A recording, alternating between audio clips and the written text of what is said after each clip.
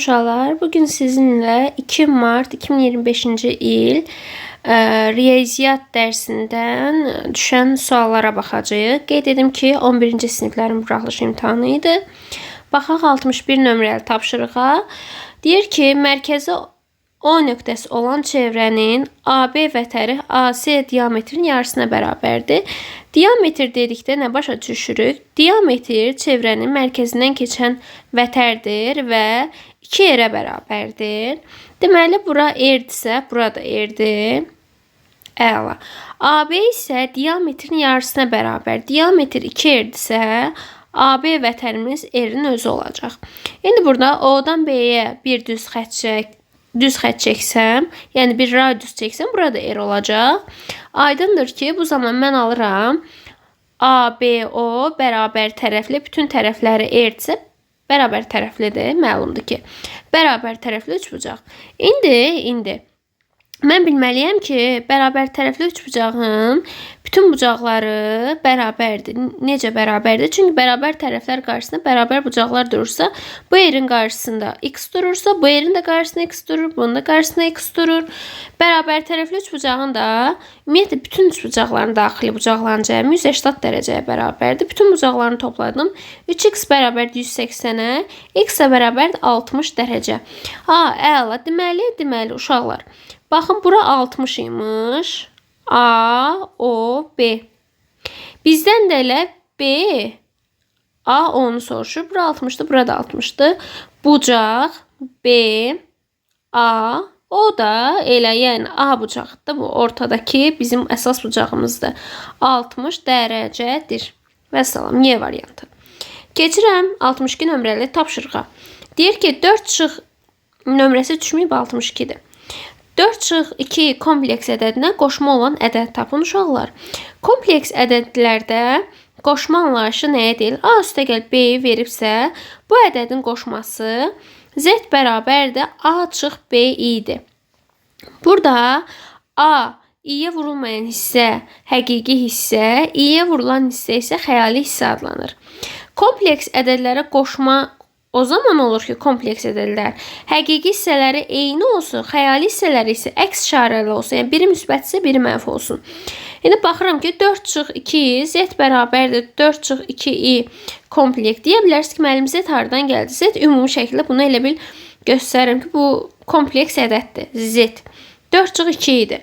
Uşaqlar, bunun qoşması təbii ki də olacaq. Z bərabərdir 4 üstəgəl 2. Elə bir mənfi 2 əksi, müsbət 2 oldu C variantı. Baxıram 63 nömrəli tapşırığa. 63-də 4 sinus kvadratı x çıx 4 sinus x üstəgəl 1 bərabər 0 tənliyi verilmişdir. Qeyd edim ki, bu trigonometrik tənlikdir.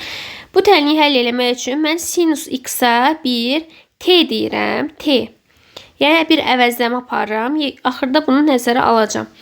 Götürün, harda sinus görürsünüz, sinus x görürsünüz, yenə t yazın. Olacaq 4 t kvadratı çıx 4t üstəgəl 1 bərabərdir 0. Yazdım belə. Bu da müxtəsər vurma düsturudur. 2t çıx 1-in mötərizə kvadratı bərabərdir 0-a. Uşaqlar, bu 0-ın üstünə 2 yazsam, olar da 0-ı 2 dəfə özünə vursam, yenə 0 eləyir. Dərəcələr eynidir, yəni üstlər eynidir. Arada bərabərlik var. Əsasların da sənin bərabər olmalıdır. 2t bərabərdir 1-ə, t də bərabərdir 2-də 1-ə. T-ni 2-də 1 tapdım. Əla. T nə idi? Sinus x. Sinus x bərabərdir 2-də 1 tənliyini həll etməliyik. Biz tez yadımıza salırıq ki, sinus x bərabərdir A tənliyin həlli nə idi? Bu tənliyin həlli belə idi uşaqlar. Belə ox qoymayayım, siz çaşarsınız. Sinus x bərabər A tənliyin həlli.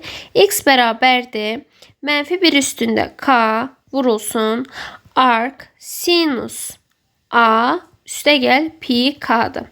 İndi mən burada bunu nəzərə alacağım. Sinus A o deməkdir ki, A'nı sinus hansı bucaqda alır? Bax, o deməkdir. İndi mən bu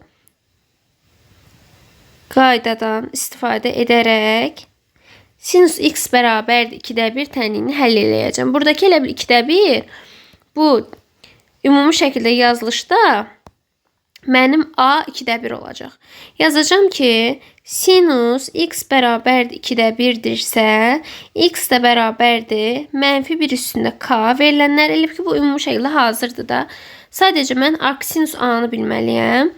Arc sinus A nədir? 2-də 1-dir. 2-də 1 üstə gəl pi k. Yazdım B ilə. İndi buradan da yerim çatmayacaq. Eyb yox, gəlin belə yazaq. Əla. X bərabərdir -1 üstünə k vurulsun. Sinus 2-də 1 30 dərəcədə alır. 30 dərəcəni də pi şəklində göstərsəm, pi bölü 180-ə vuraram. Olacaq pi bölünsün 6 üstə gəlsin pi k. Və salam, -1 üstündə k vurulsun pi bölü 6 üstə gəl pi k. D variantı. Gəlin keçəyin 64 nömrəli tapşırığa. Uşaqlar, 64-də birinci mötərizənin ilə işim yoxdur. Mən baxıram ikinci mötərizənin içərisinə. Görüm orada oxşar nəsə var. Oxşar da nədir? Toplananların yerini dəyişirəm. Cəm dəyişməz. 6y-ın kubu. A, bu elə müxtəsər vurma düstururdu ki, A çıx B, A üstə gəl B. Deməli, bu düstur nədir? Kvadratlar fərq edir. Birincinin kvadratı çıxılsın ikincinin kvadratı. Kvadrata yüksəldəndə mötərizə üstünə yüksəlmək lazımdır. Buradan da olacaq ki, 5-in kvadratı 25, 6-ın kvadratı 36, y kubunun kvadratı qüvvətə yüksəlmək üçün əsas olduğu kimi qalır. Üstlər bir-birinə vurulur. 3 vur 2, 6. 25 çıxılsın 36, y üstə 6, A variantı. Geçirəm 65-ə. Uşaqlar, 65-ə baxanda adam biraz belə vahimə kimi keçirir ki, çox çətindir, biz bunu keçməmişik və s. və l-axır müstəvi üzərində olmayan nöqtədir. Burada maillər deyir, görəsən bu nədir? Burada heç bir çətinlik yoxdur. Siz əgər düzbucaqlı, üçbucağı bilirsinizsə və salam və onun xassələrini bilirsinizsə yazacaqsınız. Burada bir düzbucaqlıdır, burada da bir düzbucaqlı. Deməli, bizə 2 dənə düzbucaqlı, üçbucaq verir, bura 30-dur. Bura 30-sa düzbucaqlı üçbucaqda iti bucaqların cəmi 90 dərəcədir. Bura 60 olmalıdır və salam. Deyir ki, MK 6-dır. Uşaqlar, 30 dərəcə bucaq qarşısında duran katet, bax, 30 dərəcə bucaq qarşısında duran katet hipotenuzun yarısına bərabərdir. Hipotenuzumu 6-dır. 6-ın yarısı 3-dür. Və salam. NY də 2-dir. Səndən MY-ni istəyir. Yəni, bura bir X deyirəm. Burada da həmçinin bir düzbucaqlı, üçbucaq var. 2 dənə düzbucaqlı, üçbucağı elə bir yapışdırıb bir yerə. Bura 3-dür, bura 2-dir, bura X-dir. Düzbucaqlı, üçbucaqda ən məşhur bizim teoremimiz var ki, o da Pifagor teoremidir. Hipotenuzun kvadratı bərabərdir katetlərin kvadratları cəminə. X kvadratı bərabər 9 üstə gəl 4. X kvadrat bərabərdir 13. X də bərabərdir kök altında 13. Tapdıq belə. 65 nömrəli tapşırıq da belə getdi. Baxıram 66-ya. 66-cı sual 9-cu sinifdir. A-ın ardıcıllığı verilmişdir. 3n-1-dir. Yəni n nömrəli n-ci hədd 3n-1-dir. Düstur ilə hesablanır. Mənə 5-ci hədd lazımdır. Uşaqlar, n görsən elə, indi sənə 5-ci hədd lazımdır. Deməli, n 5-də olanda görsən necə olacaq? N-in yerinə 4 qoysan 4-cü hədd, 3 qoysan 3-cü hədd, mənə 5-ci hədd lazımdır. A5-i tapmaq üçün nə edirəm? Harada n görürəm, yerinə 5 yazıram. 3 vur 5, çıx 1. Elə ki, bu modelin verib, sən öz qiymətini qoyursan, özünə uyğun bir ədəd hesablayırsan. N-in yerinə 5 qoydum. 3 vur 5, 15. 15 çıxıb. Nə bayda 5-dən biri çıxıb, sonra 3-ə vurmayasa, vurma ilə çıxma ayrı-ayrı pillənmələrdir. Əgər hesablamada eyni pillədən olmayan əməllər varsa, bu zaman sən ardıcıllığı qorumalısan. Vurma, bölmə, toplama, çıxma. 3 vur 5, 15, 15 çıxıb 1, 14. C variantı. Baxırıq 67 nömrəli tapşırığa. Deyir ki, kök altında 19,4 hansı iki ardıcıl tam ədəd arasında yerləşir? Uşaqlar, hələ ki kökə fikir verim. 19,4 hansı iki ədəd arasında yerləşir ki, onlardan dəqiq kök çıxsın. 16 ilə 25-in elə. Bunlardan kök çıxır da. Bunu mən kökə salıram. Deməli, 19,4 təqribi olaraq 16 kök altında 16 ilə kök altında 25-in arasında yerləşir. Ki, burada da məlumdur ki, kök altında 16-dan böyükdür. Kök altında 25-dən kiçikdir. Yəni kök altı ifadələrinə nəzərən. İki ardıcıl tam ədəd arasında yerləşirsə, tam ədəd dediyi üçün mən dəqiq kök çıxan ədədləri seçdim. Kök altında 19-un sağ və sol tərəfində. Vəssalam. Bundan 4 çıxır. 4-ün kvadratı 16-dır. Bundan da 5 çıxır. 4 ilə 5-in arasındadır. B variantı. 67-ci sualda belə yazıldı. Baxıram 68-ə. Deyir ki, diaqramda bir sinifin dərsdə iştirak edən və etməyən şagirdlərin sayı haqqında məlumat verilmişdir. Sinif siyahısının təsadüfi seçilmiş iki şagirdin birinin dərsdə iştirak edən oğlan, digərinin isə dərsdə iştirak etməyən qız olması hadisəsinin ehtimalını tapın. Uşaqlar, bu ehtimal nəzəriyyəsidir və diaqramı görən kimi qorxmayın. Burada heç nə yoxdur, asandır. Sən nə edirsən diaqram məsələlərini? Sənə diaqramda verilənləri qeyd aparmalısan kənarda. İştirak edənlər, iştirak edənləri verim. İştirak edənlər. Baxaq görək, iştirak edənlər hansılardır? Baxın, bəzəkli olanlar iştirak edənlərdir. Qızlardan iştirak edən 12 dənədir. Qızlar 12 dənə. Oğlan nə qədərdir? Oğlanlardan isə iştirak edənlər fiqurlulardır. 15 dənədir. Əla. İştirak edənlərimi qeyd elədim. İndi isə mənə iştirak etməyənlər lazımdır. İştirak etməyənlər. Əla. İştirak etməyənlər isə qara kubiklə verilmişdir. Bax, qara kubiklə. Qızlar neçə dənədir? Bax, qızlar bura qədər. Bu qırıq xəttlər gedir. 2 dənə qız iştirak etməyib. 1 dənə də oğlan iştirak etməyib. Deməli, qızların sayı olacaq. Qız olacaq 2 dənə. İştirak etməyən oğlan nə qədərdir? 1 dənə. Baxın, diaqramın hamısını qeyd elədim. 1 dənə də iştirak etməyən oğlan var.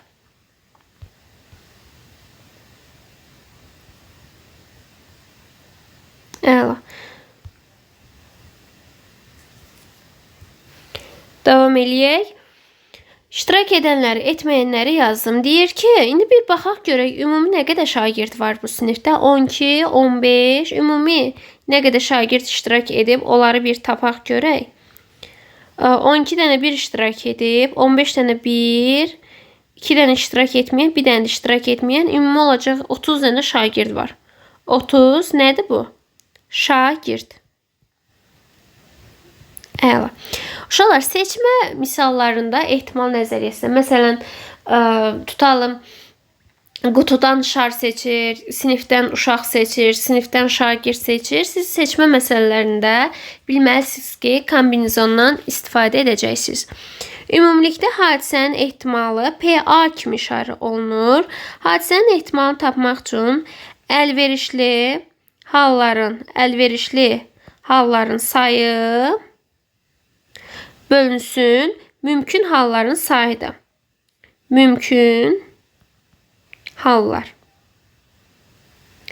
Əlverişli halların sayı. İndi mən baxıram ki, sinifdə ümumi 30 dənə şagird var. 30 şagird. Bax, bu düsturdan istifadə edəcəm.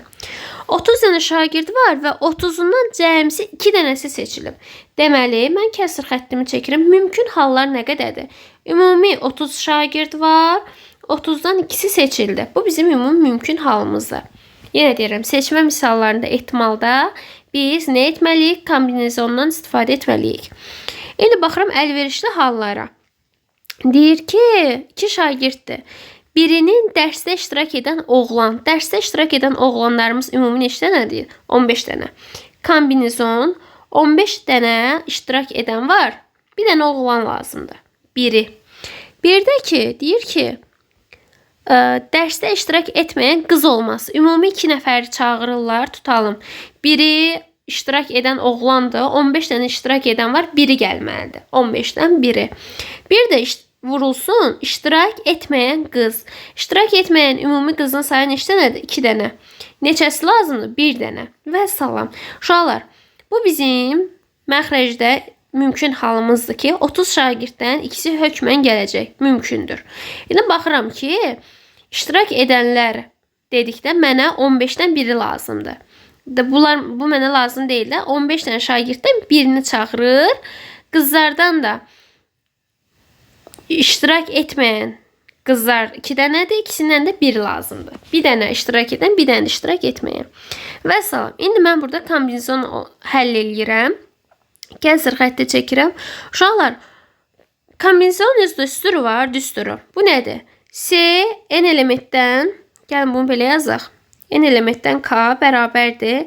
N faktorial böl n çıx k faktorial vur k faktorial. Faktorial anlayışını da bilmiriksə öyrənək. 5 faktorial o demək ki 5 vur 4 vur 3 vur 2 vur 1 deməkdir. Yəni ədədin özündən 1-ə qədər olan ədədlərin hasilidir. 15 elementdən biri mən belə yazaram ki 15 faktorial bölünsün 15 çıx 1 14 faktorial vur 1 faktorial. Bu belə vurulsun. Burada da 2 faktorial sizə başa düşəsiz deyə açıram. Yoxsa qısa olaraq yaza bilərdim. 2 çıx 1 1 faktorial vur 1 faktorial. 1 faktorial da elə bizə 1-in özünü verir. İndi keçirəm məxrəcə. 30 faktorial bölünsün 30 çıx 2 28 faktorial vurulsun 2 faktorial. Bunu belə yazdım. Əla.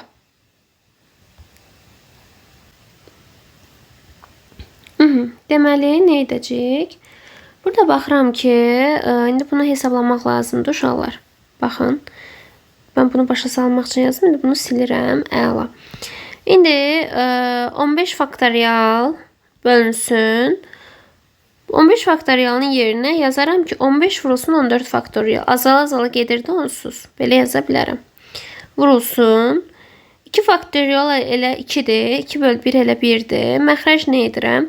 Məxrəcdə 30 faktorialın yerinə yazım. 30 vur 29 vur 28 faktorial böl 28 faktorial vur 2. 2 faktorial 1 vur 2'dir. O da 2 eləyir.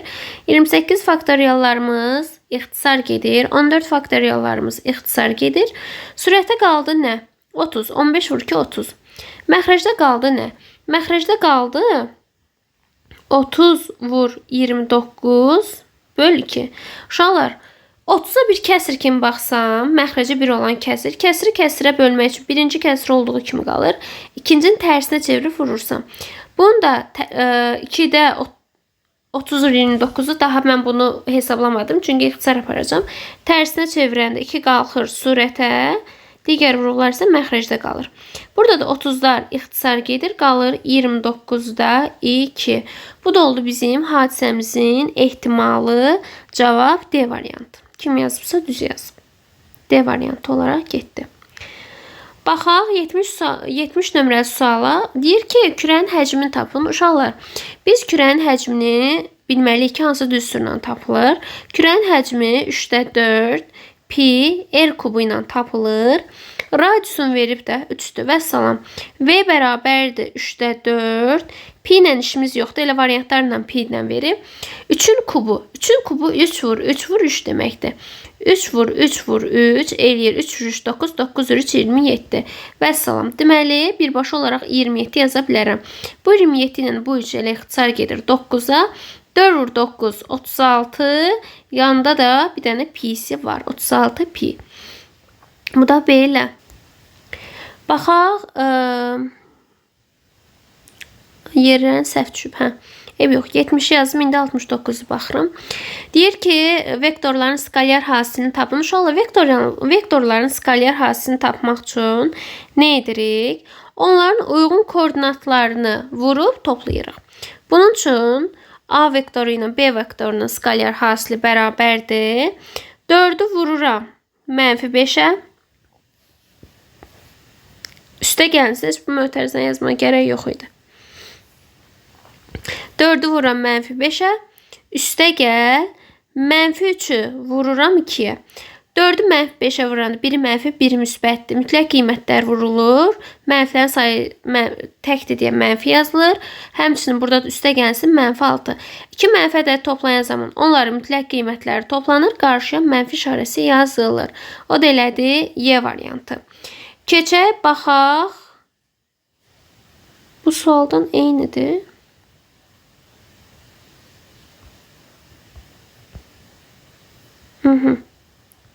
Gidib çıxıb bura. Gətirək bunu bura. Aha. Baxırıq.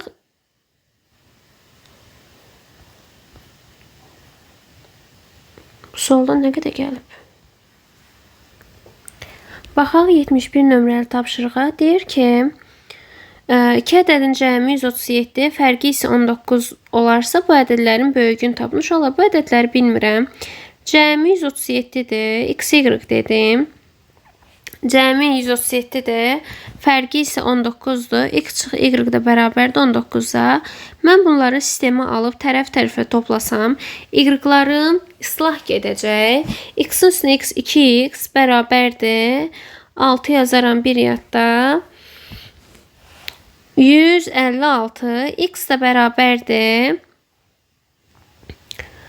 78. 78. X-i tapdım 78. Aparıb yerinə qoysam, tutalım ya birinci ya ikinci tənlikdə yerinə qoya bilərəm. Elə bu ədədlərin böyüyü elə 78 olacaq. Lap yoxlayaq. 78 üstə gəl y bərabərdir 137.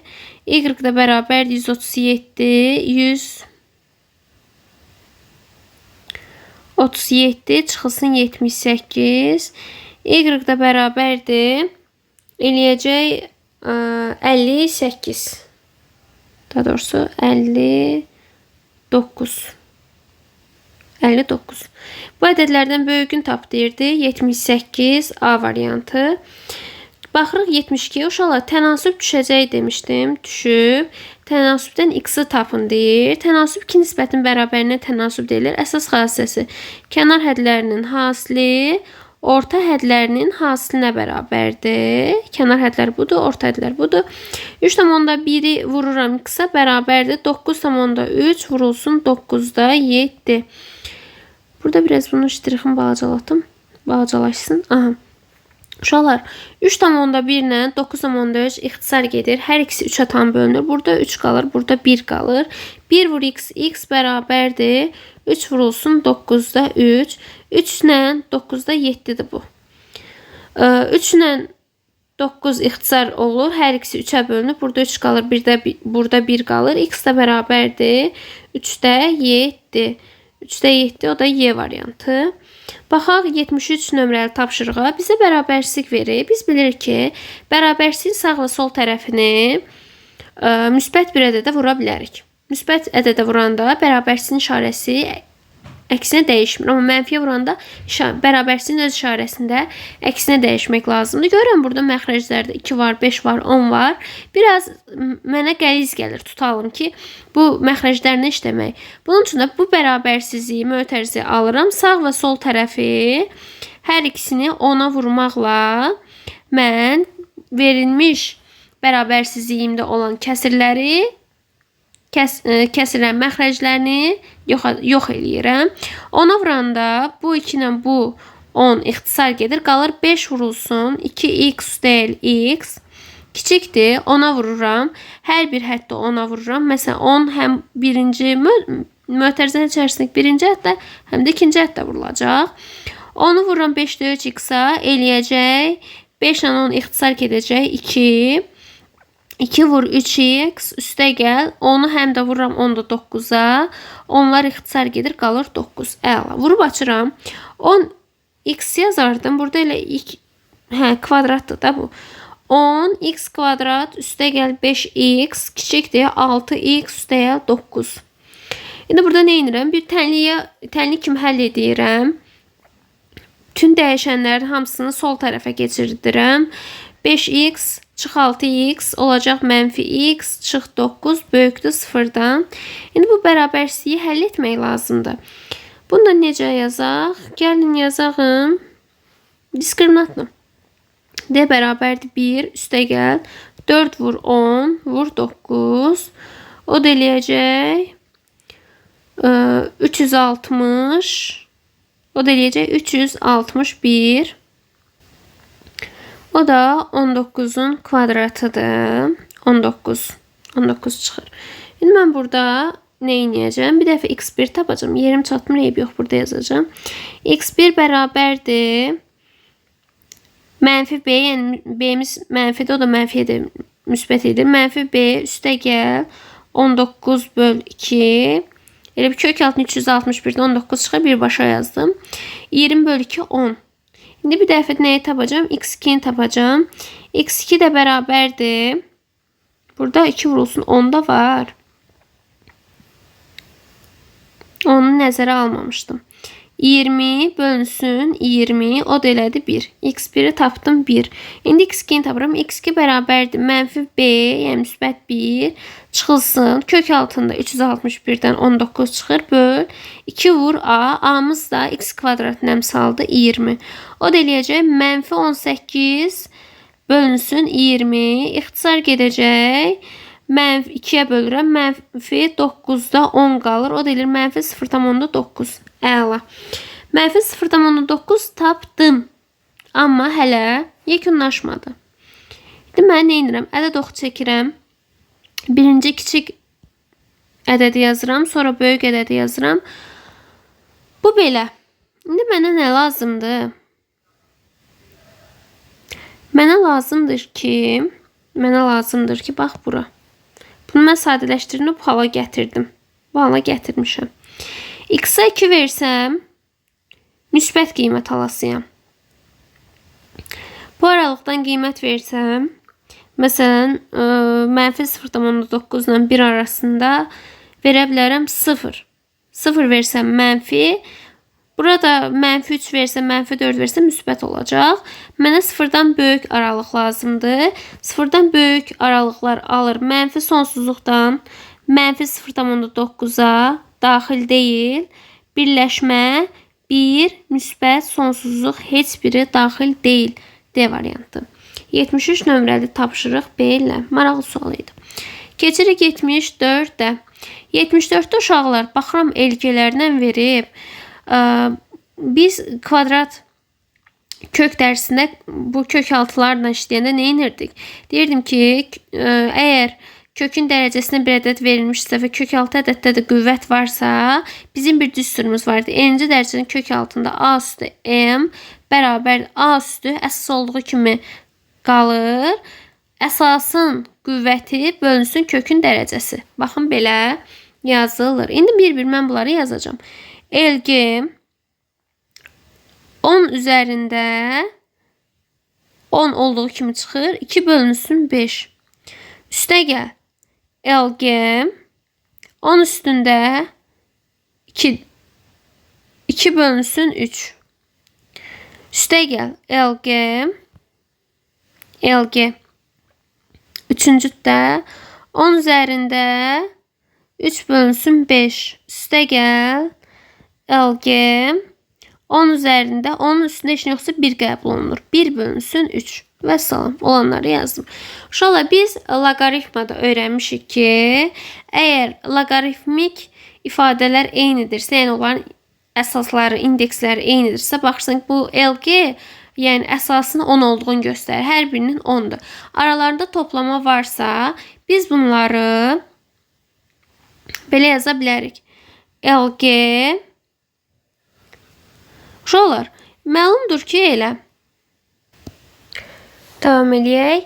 Deməli, uşaqlar, burada biz loqaritma dərsində nə edirdik? Əgər loqaritmik altı ifadənin, bax bu, yəni loqaritmik altı ifadənin üzərində bir dərəcə varsa, o dərəcə qarşıya vuruq kimi keçə bilərdi. Elə, məlumdur da.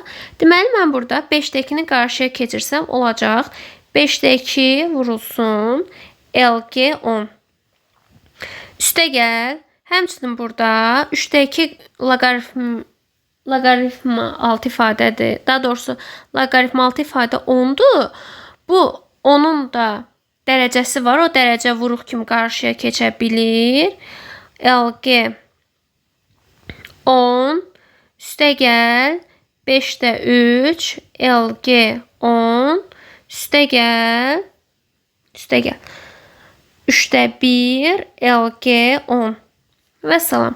Uşaqlar, bizim bir düsturumuz var idi. Düstur nə idi? Loqaritma A əsasdan A bizə 1 verir. LG o deməkdir ki, LG əgər loqaritmanın indeksində 10 varsa, yəni bu hissədə 10 varsa biz buna birbaşa olaraq LG kimi yaza bilərik. Deməli, bunun da indeksində 10 var. Loqaritm altı ifadə də 10'dur. A əsasına A bizə nə verir? 1 verir. Deməli, bu getdi 1'ə. Çünki bunun indeksində 1 var. A əsasına A bizə 1 verir. A əsasına A bizə 1 verir. A əsasına A bizə 1 verir. Hamısı bizə 1 verir. Niyə?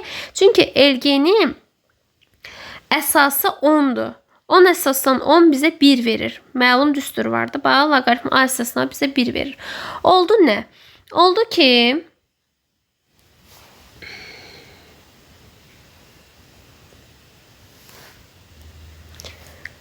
deməli hamısı bizə 1 verdi. Yerdə qaldı nə? Yerdə qaldı ki 5'də 2, üstə gəl, 3'də 2, üstə gəl, 5'də 3, üstə gəl, 3'də 1. 5'də 2 ilə 5'də 3 nədir? Məxrəclərə eyni olan kəsirlərdir. Məxrəc olduğu kimi qalır. Sürətlər toplanır. 5'də 5, o da bizə eləyir 1. 1 üstə gəl. 3'də 2 üstünə 3'də 1 gələm. O da eləyir 3'də 3, o da eləyir 1. 1 üstə gəl 1, 2. Deməli, 74 nömrəli sualın cavabı oldu 2. Bu da belə. Baxın, bu cür yazdıq. Keçib baxırıq. İndi bunu silirəm, onsuz həllini gördünüz də. Çünki burada yer lazımdır mənə 75 üçün. 75'də deyir ki, ifadəsinin qiymətini hesablayın. Uşaqlar, bu nədir? Müxtəsər vurma düsturudur da. Deyir ki, 49'un kvadratı üstə gəl 46'nın kvadratı çıx 26'nın kvadratı çıx 29'un kvadratı böl 600. Biz burada qruplaşdırmada apara bilərik. Necə? Gəlin. Bununla bunu qruplaşdıraq. Bununla da bunu qruplaşdıraq. Əla. Deməli, yaxınlaşdıram bir-birinə. 49'un kvadratı çıx 29'un kvadratı gətirdim. Mənfi gəldi qarşıya. Üstə gəl 46'nın kvadratı çıx 26'nın kvadratı böl 600. Bu da belə.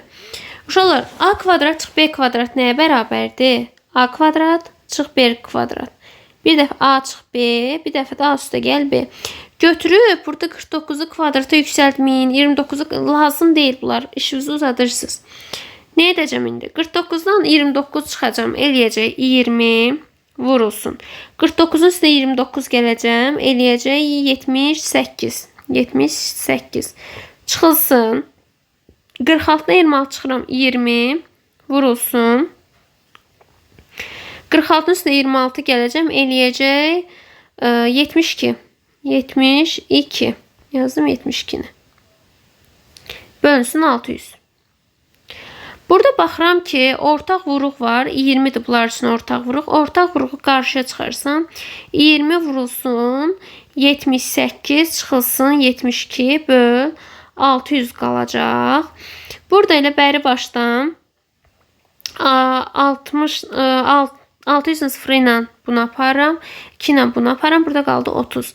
Sürətdə də qaldı 78 çıxsın 72. O da eləyəcək 6. 6 böl 30. Bunlar da ixtisar gedəcək 6'ya bölünəcək. Burada qalacaq 5'də 1. 5'də 1 və yaxud kodlaşdırmada olacaq 0,2. 1 böl 5 0,2 idi. Bunun da cavabı 0,2. Vəssalam. Keçirik 76 nömrəli tapşırığa. Baxın, 75 getdi. 76 nömrəli tapşırığı yazaq. Gəlin bunu silək.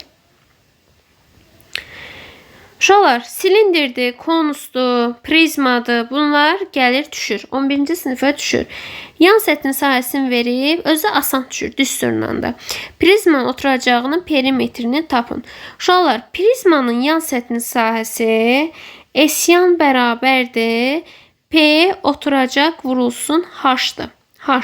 H burada prizmanın hündürlüyüdür. P oturacağı isə oturacağının perimetridir. Yan səthin sahəsi S-yanı verib 72, hündürlüyü verib 6, P oturacağı soruşur. Oturacağın perimetri. Nə var ki bunu tapmaq? Vuruq hasil. P oturacaq, ot yazıram. Yəni oturacaq deməkdir. 72'ni 6'ya böldürəm. O deyir 12. Oturacağının perimetri 12'yə bərabərdir. Vəssalam. Hazır düsturdur. Qoy yerinə tap. Baxa 77 nömrəli tapşırığa. Sinus 30 dərəcə 2-də 1-dir. 10 vurulsun 2-də 1. Üstə gəl. Sinus 270, sinus 231 var uşaqlar. Sinus 231 dərəcəni mən çevirmə düsturundan istifadə etsəm, yazaram ki, sinus 270 çıxılsın 39-dur. 270-də 3 pi böl 2-də olacaq sinus 3 pi böl 2 çıxılsın 39. Pi'nin məxrəcində 2 varsa ad dəyişir. Olacaq kosinus 30. Sinus oxşar ad kosinusdur. Əla. Uşaqlar, 231 dərəcə baxaq görək neçənci rübün bucağıdır müsbət mənfiliyinə görə.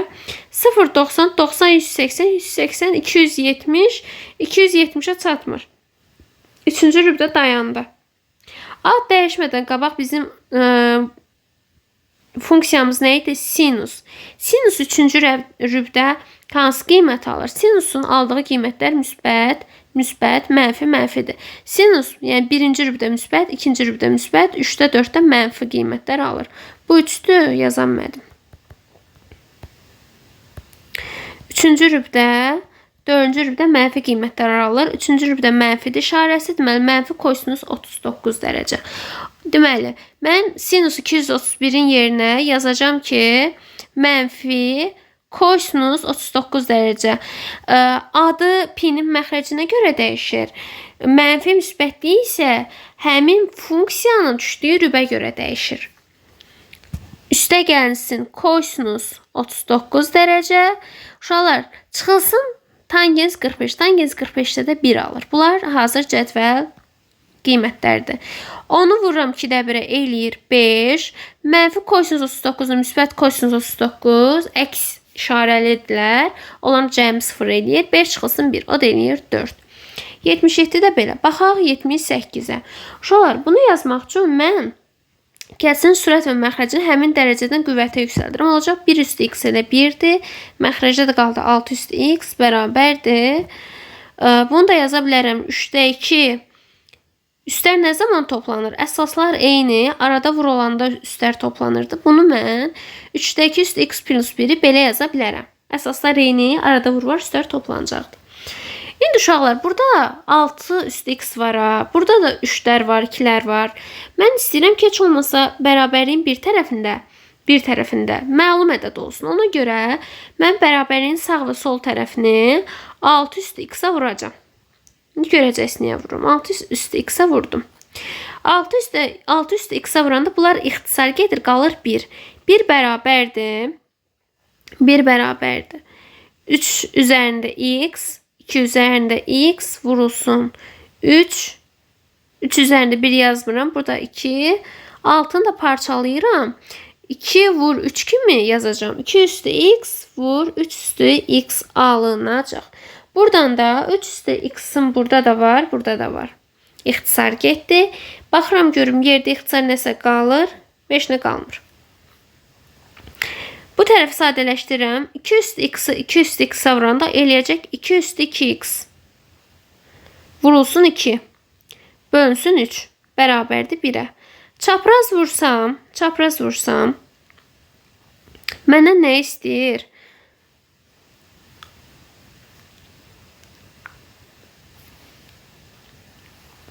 Buradan da 2 üstü 2x'in yerinə yaza bilərəm ki 2 üstü 2 üstündə x yaza bilərəm. Onsuz qüvvəti yüksəltmək üçün əsas olduğu kimi qalır, üstlər vurulur. Yəni 2 üstü 2x olacaqdır. Vurulsun 2, bölünsün 3, bərabərdir 1'ə.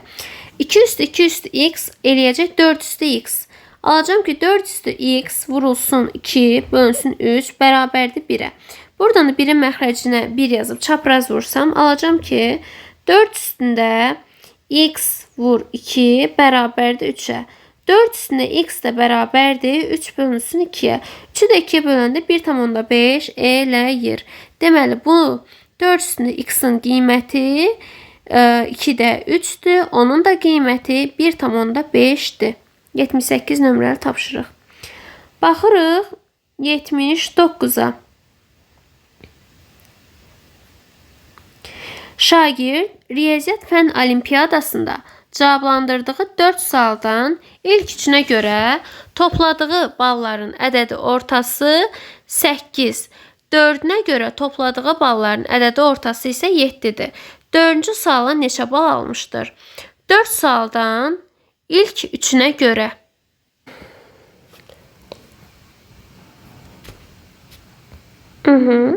Şagirdlər riyaziyyat fən olimpiyadasına cavablandırdığı 4 sualdır. Yəni 4 sualdan 3-ünə görə topladığı balların ədədi ortası 8-dir. 3 dənə suala cavablandırıbsa, 3 sual üçün mən ədədi orta tapıram. Deməli, yazaq elə 79 aşağıdan. 3 sual üçün ədədi orta tutalım ki, A sualı, B sualı, C sualı. Ümumi bu sualların ədədi orta sayına bölürəm. Bunların ədədi ortası 8. Mən burada A üstə gəl B, üstə gəl C-ni taparam ki, çapraz vursam 24. Əla. Bu mənim deməli 3 dənə sualın cəmi 24 bal elədi buna. Sonra nə edir? 4-ünə görə isə, 4 dənə suala görə isə həmin topladığı balların ədədi ortası 7-dir. İndi 4 dənə sualdsa, əvvəlki suallar A, B, C-dir. Bir dənə də 4-cü suala düz cavab verir. Bu zaman onun ortalaması gəlir düşür 7-yə. Yəni ədədi ortası 7-dir. Bu zaman yenə çapraz vuracağıq. Alacağım ki, A, B, C üstə gəl D bərabər 28-ə. 3 ədədin cəmin mən tapmışdım 24. Götürüb yerinə qoyuram. Baxım görüm 4-cü sualıma neçə bal gəlib? 28-dən də 24-ünü çıxıram, edir 4. Deməli 4-cü sualımdan mənə 4 bal əlavə gəlib. 79 nömrəli tapşırıq da belə. Baxaq 80-ə deyir ki, düzbucaqlı üçbucaqda bir katetin hipotenuza nisbəti 4-ün 5-ədir. Tez burada nə edirəm? Bir dənə düzbucaqlı üçbucaq çəkirəm, çəkdim. Bir katetinin, yəni birinci katetdir. Katet olsun 4K. Nisbət dedikdə biz mütənasiblik əmsalı yadımıza düşürdü. Bura 4K-dır, bura 5K-dır. 4-ün 5 nisbətindədir. Perimetri isə 48 verib. Əla uşaqlar.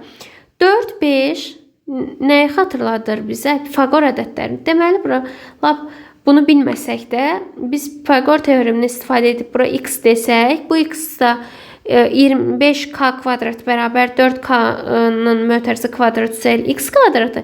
X-i sən buradan alarsan ki 3k-dır. Pifaqor ədədlərindən. Sənə də perimetrin verib. Götürürsən, nə edirsən? Bütün tərəflərini, perimetr bütün tərəflərin cəmidir. 4k, 3k, 5k eləyir 12k. 12k bərabərdir 48-ə. K bərabərdir 4-ə. K-nı 4 tapdım. Səndən hipertonuzu soruşur. Hipertonuzumuz nədir? 5k idi. 5k idi. K-nı da 4 tapdım. 5 vur 4 eləyir 20.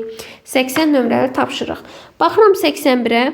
Kvadrat formasında iki bağça ətrafında perimetrlər boyunca çəkilmiş borular vasitəsilə sulanır. Bağçalarda su anbarları arasındakı boruların hər birinin uzunluğu 4 metrdir.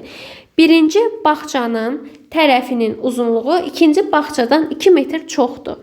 Birinci ikincidən çoxdur. Onda ikinciyə x deyirəm. Birinci ondan 2 metr çoxdur. X deyil 2-dir. Birinci bağçanın sahəsi. Birinci bağçanın sahəsi nədir? X deyil ki, ümumiyyətlə kvadratın sahəsi nəyə bərabərdir? Kvadratın sahəsi tərəfinin kvadratına bərabərdir. Yəni ki, S1 nəyə bərabərdir? X deyil 2-nin mötərizə kvadratına. S2 nəyə bərabərdir? İkinci bağçanın sahəsi nəyə bərabərdir? Tərəfinin kvadratına. Yazdım belə, yazdım. Əla. İndi deyir ki, şərti bir də oxuyaq. Bağçalarda su anbarları uzunluğu 4 metrdir və deyir ki, sahələrində də birinci bağçanın tərəfinin uzunluğu ikinci bağçadan çoxdur. Birinci bağçanın sahəsi ikincidən azdır. Hansının sahəsi azdırsa, birincinin sahəsi azdır da. Hansının sahəsi azdırsa, azın üzərinə mən gələrəm ki, qoy orada bərabərlik yaransın. Birincinin sahəsi azdır, mən buna əlavə sahə verirəm ki, orada bərabərlik yaransın. Birincinin sahəsi ikincinin sahəsindən 2 mislindən 8 metr azdır. 2 mislindən azdır. Deməli, x idi. 2 misli oldu 2x. 2x-dir. Bunda əsasi kvadratdır da. 2 mislindən 2 misli budur. Mislindən 8 vahid nədir? Azdır. Ona görə də az tərəfin üzərinə əlavə etdim. Tərəzi kimi də azın üstünə gəlsən bərabərlik yaranır. Və salam. Burada da mən nə edəcəm? Sadələşdirəcəm. Olacaq x kvadrat üstə gəl 4x üstə gəl 4 üstə gəl 8 bərabər 2x kvadratla. Burada da hamısının mənfi alınmaması üçün hamısını keçirəm sağ tərəfə. 2x kvadratını x kvadrat çıxıram, eləyir x kvadrat. Çıx 4x, çıx 12. Bərabərdir 0-a. İndi burada nə iş görəcəm? Diskriminant tapa bilərəm. Başqa viyyətlə də gedə bilərəm əslində. x1 vur x2 bərabərdir mənfi 12-yə. x1 üstəyəl x2 bərabərdir 4-ə. İndi fikirləşirəm ki, hansı ədədlərin hasili mənfi 12 cəmi 4 eləyir. Təbii ki, mənfi 2 ilə 6. X-in burada nədir? Tərəfdir. Tərəf mənfi ola bilməz. Ona görə x-i mən 6 götürəcəm. Deməli, birinci figurum nə idi? Birinci figurum x deyil 2 idi tərəfi. X-da tapdım 6. Deməli, bunun ümumi tərəfi oldu 8. 8 kvadratdır 8, 8. İkinci nəyə bərabər idi? İkinci tərəfə isə mən x demişdim. X-da tapdım 6. Deməli, bütün tərəfləri 6-dır, 6-dır. İndi bizə nə lazımdır? Sılama üçün ən azı nə qədər boru lazımdır bizə? Bu borunu tapmaq üçün deməli 4, 8, 8, 8, 8. Deməli, ümumi perimetr tapıram. Görüm nə qədər lazımdır? 4 dənə 8 lazımdır. Üstə gəl. 6, 6, 6. 4 dənə 6 lazımdır. 6 metrlik boru, 6 metrlik 4 dənə boru lazımdır. Kvadratdır deyə. Bir də birdir uşaqlar. Burada bu borular da var. Bax, su anbarına çatana 2 dənə də bizim nəyimiz var? Borumuz var. 4, 4. Üzərinə də mən 4 üstə gəl 4, 8 eləyir. Burada ümumi toplasam 32, 24 eləyəcək. Üstə gəl 8. O da eləyəcək 56 üstə gəl 8, 64. Cavab elədi 64. Bu da belə. Keçirik 82 nömrəli tapşırığa. 82 nömrəli tapşırıqda bir məktəbin bütün müəllim kollektivinin 1/4 Şuşaya, 5/4 Xankəndiyə, İkisi isə hər iki şəhərə səfər etdi. Bu kollektivdə neçə nəfər müəllim var idi? Uşaqlar, bunu mən müxtəlif üsullarına yaza bilərəm. Ən elementar nə idi? Neçə müəllim var? Bilmirəm. X qədər müəllim var. Əla. X qədər müəllim heyətidir. Gəlin bunu da silək. X qədərdir. Nə qədər müəllim var? X. Bütün müəlliminin, bütün ümumi X-in kollektivdə olan müəllimlərin sayı tif. Ümumi X də nədir? Bu ümumi X-in 1/4 haraya getdi? Şuşaya getdi. 5/4 Xankəndiyə. Yenə X-in 5/4 isə Xankəndiyə getdi. Əla. Görün, bu 4/1 Şuşaya getdi, 5/4 Xankəndiyə getdi. X-i isə hər ikisinə getdi. Hər ikisinə getdisə uşaqlar, bu ümumidə mən bu hər ikisinə gedənləri çıxacam. Niyə? Çünki hər ikisində var da bu. Tutalım, Şuşaya gedən də var, Xankəndiyə gedən də var. Hər ikisində olanları ümumi ikisi hər iki şəhərə getdi. Ümumi mən bunları çıxdım. Və bu hardan irəli gəlir? Biz çoxluqların birləşməsi dərsini keçəndə bilirdik ki, mən bir kollektiv çoxluğu kimi baxsam, müəllim çoxluğunda bunların birləşməsi bərabərdir. Sırf A çoxluğunda olan elementlər, üstə gəl sırf B çoxluğunda olan elementlər çıxılsın. Bu iki çoxluğun kəsişməsi, yəni A ilə B-nin kəsişməsində olan elementlərin sayı, baxın, eyni çoxluq dərsidir. Sırf Şuşaya gedən, sırf Xankəndiyə gedən, hər ikisinə gedənlər çıxıram. Bu ümumi verir mənə birləşməni, yəni kollektivi, X-i verir. Əla. İndi mən buradan hesablayacağım. 4-də 1 x üstə gəl 5-də 4 x. Bunlar üçün ortaq məxrəc 20-dir. Elə bil ki, bu x vurulur kəsinin surətinə. Olacaq x böl 4 üstə gəl 4 x bölünsün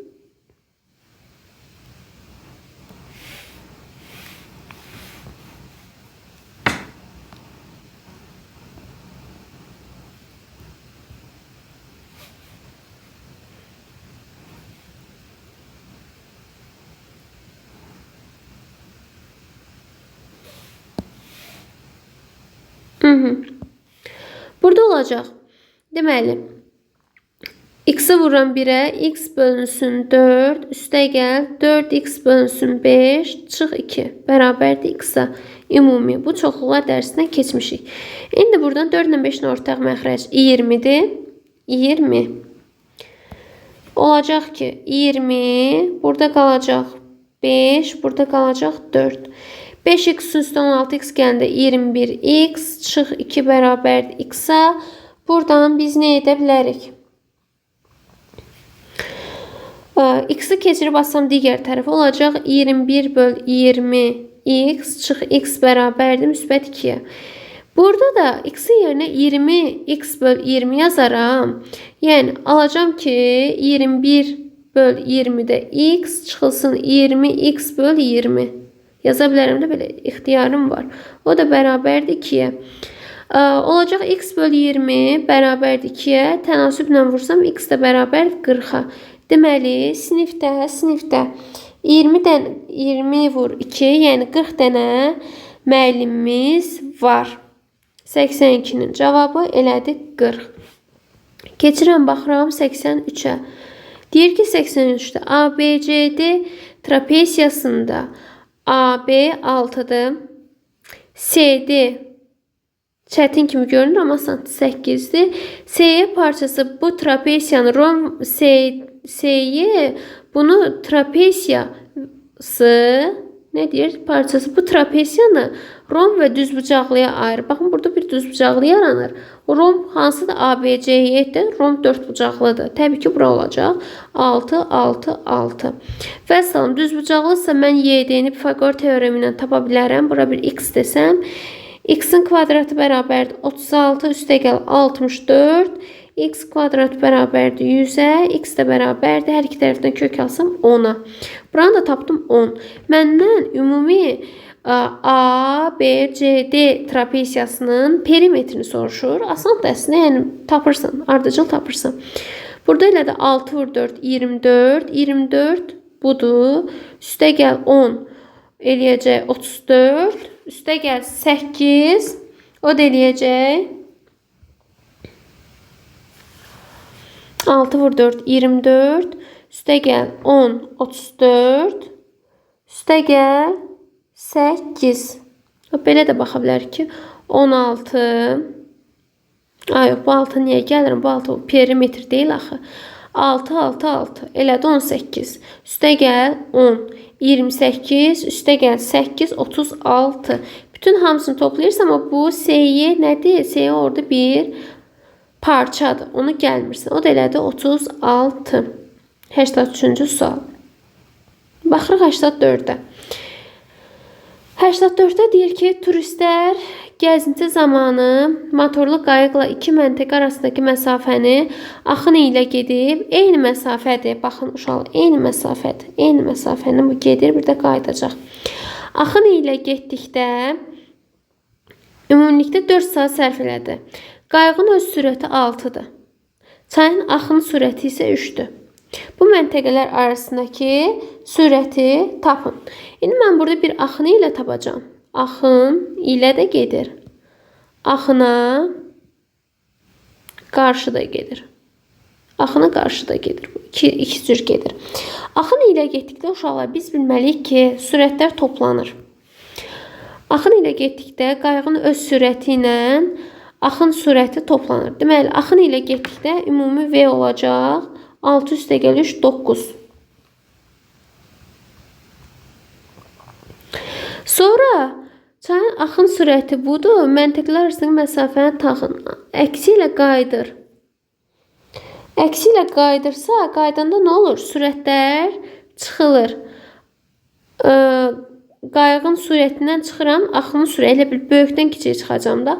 6-dan çıxacam 3-ü, axına qarşı gedəndə sürətlər çıxılır, oldu 3. Bu məntəqələr arasındakı məsafəni tapın. Məsafə eynidir, S-dir. İki məntəqə arasındakı çay axın istiqaməti ilə gedib, ümumilikdə 4 saata gedir bu.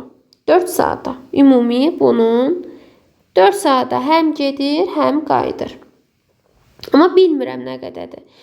Birinciyə getsə, tutalım ki, 1x qədər, axın ilə x qədər gedir. Olacaq ki, v bərabərdir 9, t bərabərdir 1, x kimi getsə, ikincidə nə gedəcək? İkincidə v bərabərdir 3, daha az sürətlə olacaq. T də bərabərdir, ümumi t 4-dürsə, burada da olacaq 4 çıxılsın x. 4 çıxılsın x olacaq. Gəlin bunun sürəti, yer yoxdur yazmağa. 4 çıx x.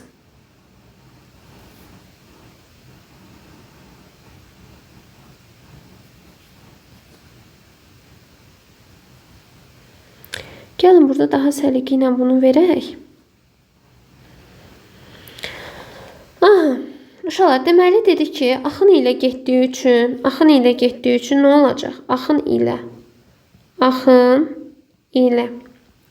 V ümumi tapan zaman V çayı üstə gəl V axın.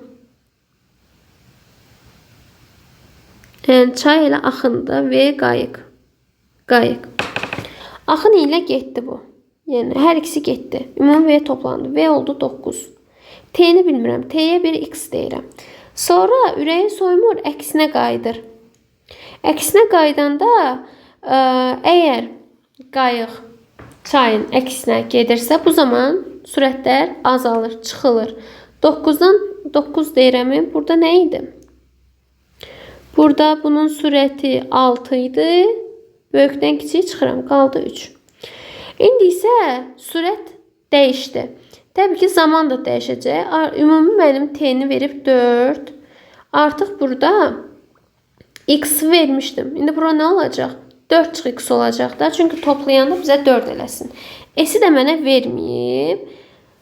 S-i verməyib. S nəyə bərabərdir? S bərabərdir. V vur t-dir. Elə V vur t. Deməli, eyni məsafətdə həm gedir, həm qayıdır. Burada deməli, S1-im də bərabərdir S2. Eyni məsafəni gedir, qayıdır. S1 nəyə bərabərdir? S1 bərabərdir V1, T1. S2 nəyə bərabərdir? V2, T2. V1-im nə idi? Birinci dəfə axın ilə getdi. 9 idi. Olacaq. 9 vurulsun T1 x idi. V2 artıq əksinə gedəndə 3 oldu. T2-miz nədir? 4 çıx x oldu. Uşaqlar, eyni məsafəni həm gedib, həm qaydırsa, onların S-ləri bir-birinə bərabərdir. Yəni, S1 bərabərdir S2-dir. Əgər S-lər bərabərsə, təbii ki, digər tərəflər də bərabər olacaq. 9 x bərabərdir. 3 vurulsun 4 çıx x-a. 9x-nə işim yoxdur. Vurub açıram. 12 çıxılsın 3x-a. 12x bərabərdir 12-yə. X də bərabərdir 1-ə. X-i tapdım 1. Və salam. Məndən nə istəyir? Bu məntəqələr arasındakı məsafəni tap. Məsafəmiz ümumi S idi. S1 bərabərdir, ya da S2-də də qoya bilərsə, heç bir fərq yoxdur. V1. V1-imiz 9 idi. Yəni, birinci axın ilə gedəndə 9 idi. T1-imiz X idi. X-də tapdım 1. Deməli, cavabımız oldu nə? 9. Elə S2 də 9. S1, S2 gedib qayıtma. Elə bir ki, evdən məktəbə getdiniz, məktəbdən evə qayıtdınız. Eyni məsafədir də. Və salam. 9. Cavab oldu 9. İndi baxıram. 85 nömrəli tapşırığa. 85-ə baxaq. Deyir ki, fx funksiyası budur. Gx funksiyası qrafik koordinat başlanğıcının nəzərən simmetrik olarsa, AB-ni tapmış olur. AB nədir? Mən burada AB-ni birləşdirdim. Bura nədir? -3. Yəni 0-dan bura qədər nədir? 3-dür. Bura 4-dür. Bura da 4-dür. Bura 4-dür. Elə. Yəni buradan 0-dan bura qədər 4-dür. Məsafə. 2 nöqtə arasındakı məsafə böyükdən kiçiyə çıxıram. Bura 3-dür, bura 4-dür. Təbii ki, mən bura 3-dür, bax uşaqlar. Bura 3-dür, bura da 3-dür. Bura 4-dür, bura da 4-dür. Pifaqor teoremi ilə mən AO-nu tapa bilərəm. AO bərabərdir nəyə? Kök altında 3-ün kvadratı üstəgəl 4-ün kvadratı. Yəni AO bərabərdir. AO-nun kvadratı yazarım birbaşa yazdığımda. Kök altında 25 5-dir. AO 5-dirsə, indi keçirəm bu tərəfə. Deyir ki, grafiklə koordinat başlanğıc funksiyalarının grafiklə koordinat başlanğıcına nəzərən simmetrikdir. Buradan bura qədər 5-dirsə, elə buradan bura qədər də 5 olacaq. Deməli, OB-miz də olacaq 5. Məndən ümumi AB-ni soruşsun. Nəzərən simmetrik isə burada nə qədərsə digər tərəfdə də o qədər olacaq. Deməli, AB-ni tapmaq üçün A10-un üstünə OB gəlirəm. 5 isə gəl 5, 10. AB-ni tapdım. İndi isə mənə CD lazımdır. CD-ni tapmaq üçün buranı test edirəm. Uşaqlar, C-dən D-yə qədər olan məsafə lazımdır mənə. Baxıram, görüm, mən bunu necə tapım.